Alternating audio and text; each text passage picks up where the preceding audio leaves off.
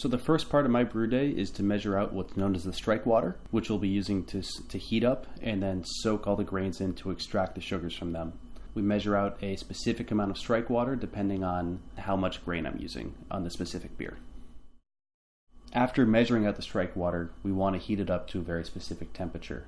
And the mash temperature will determine how much sugar there is for the yeast to ferment, which becomes the alcohol that we all love in beer. 90% of beer is water, and most people don't think about this, but water is arguably the biggest flavor component of beer.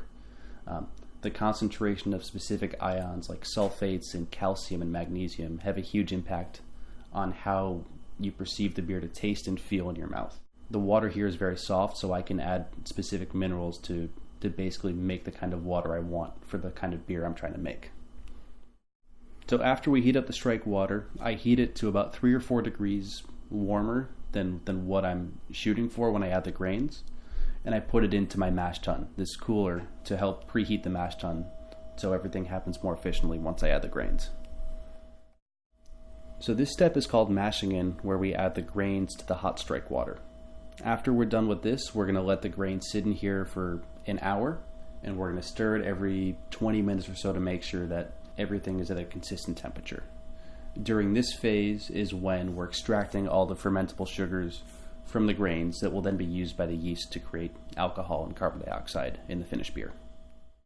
After the mash is sat for an hour, I pour some of the liquid out into a measuring cup and pour it back in. I essentially recirculate it. This process is called Vorlaufing, which allows for minimal amounts of the grains to end up in the boil kettle, which would negatively affect the beer. After I do this, I add another 5.5 gallons of hot water to rinse the last bit of sugar out of the grains, and that process is called sparging. After we're done sparging, we heat up all of the wort, which is what the unfermented beer is called, to a boil, and then we're going to add hops. When you add hops during the boil affects whether you get bitter flavors or more citrusy aromatic flavors. This is the bittering addition, which we're adding for 60 minutes, and then later on we're going to add more hops to give it more flavor.